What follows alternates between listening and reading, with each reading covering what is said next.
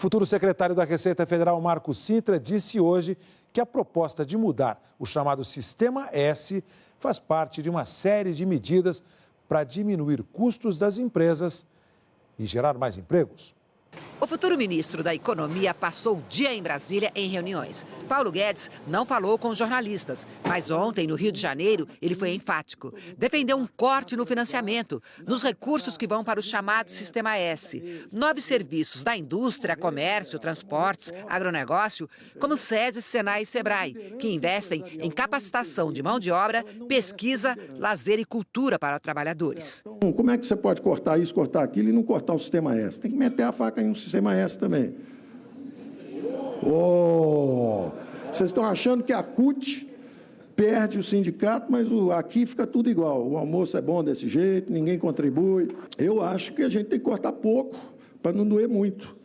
Se tivermos interlocutores inteligentes, preparados e que queiram construir, como Eduardo Eugênio, a gente corta 30%. Se não tiver, é 50%. Eduardo Eugênio é o presidente da Federação das Indústrias do Estado do Rio de Janeiro, onde Guedes discursou.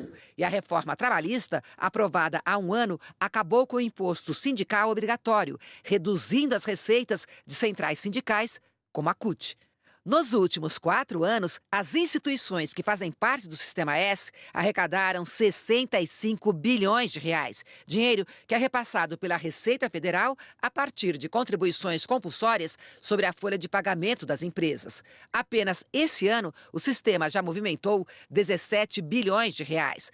As alíquotas variam de setor para setor. Os percentuais vão de 0,2% a 2,5%. Uma das críticas de especialistas é a falta de transparência na aplicação de recursos do Sistema S.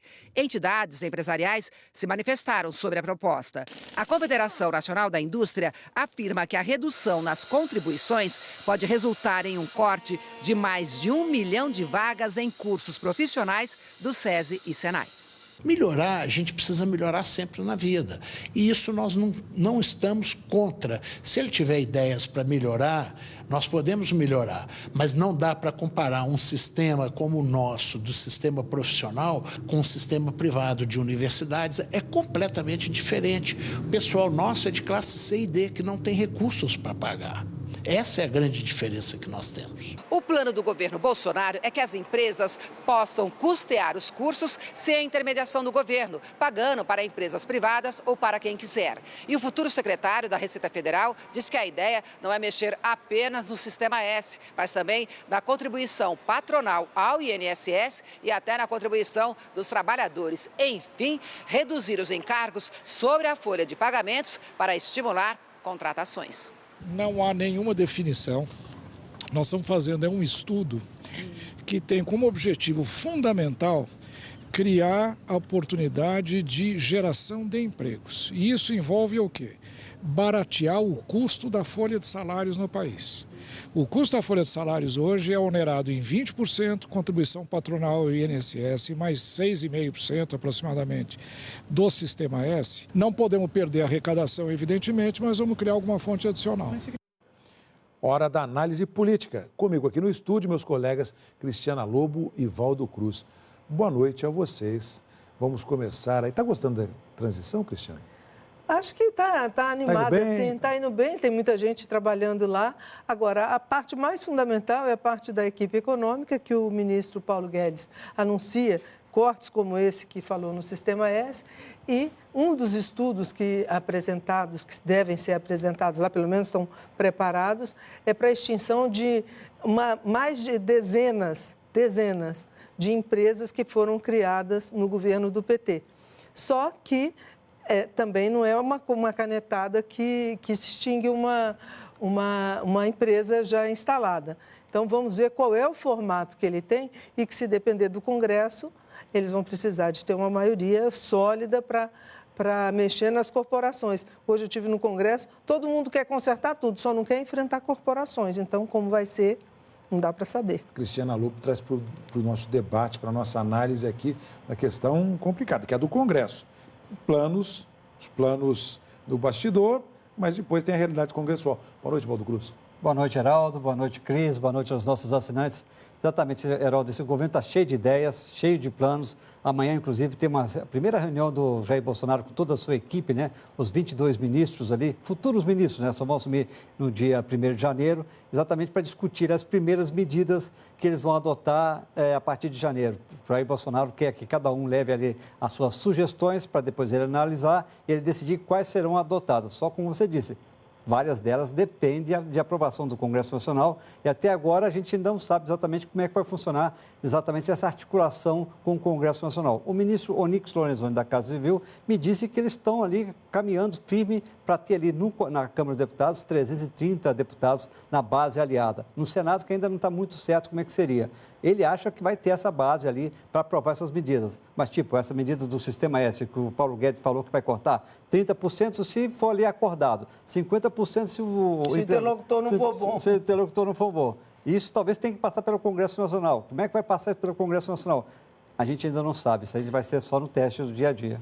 E o Congresso está dividido. O Senado, hoje eu conversei com duas lideranças. Uma volta pelo Senado, Dei uma Câmara. volta. Não, até a gente recebe um pouco. Por exemplo, o Romero Jucá fez uma defesa veemente do formato de funcionamento do Sistema S.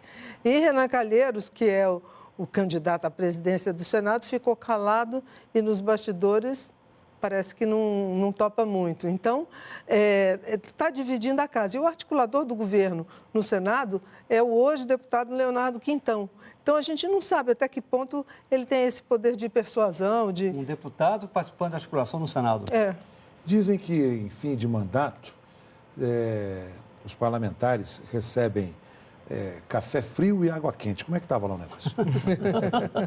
Você sabe que o cafezinho do Senado agora é sempre quente, porque agora é pago, que é uma ideia ótima. A gente pede e paga. O café é de graça e água também. Mas eu acho que a gente pode falar um pouquinho, que a gente falou ali da transição. Tem essa transição dessa reunião a qual o Valdo falou, mas hoje me chamou a atenção o presidente eleito postar nas redes sociais, que é a forma como ele usa, para dizer que não vai retirar as obras sacras dos palácios da Alvorada. Essa era uma notícia que tinha saído ontem a partir da visita da primeira-dama Michele Bolsonaro. Ele negou e depois o general Augusto Heleno deu uma entrevista dizendo que tinha falado com o presidente que aquilo tinha pegado muito mal junto aos católicos. Não basta analisar só a permanência das obras sacras, que ele diz que vão ficar onde estão. Muitos presidentes mudaram mudaram e depois voltam ou não. Mas eu achei interessante o general Heleno, que é será o ministro-chefe do gabinete institucional, responsável pela segurança do presidente, é disparado o mais próximo do presidente e agora, se preciso, faz as vezes de porta-voz. Valdo Cruz, o senhor remate.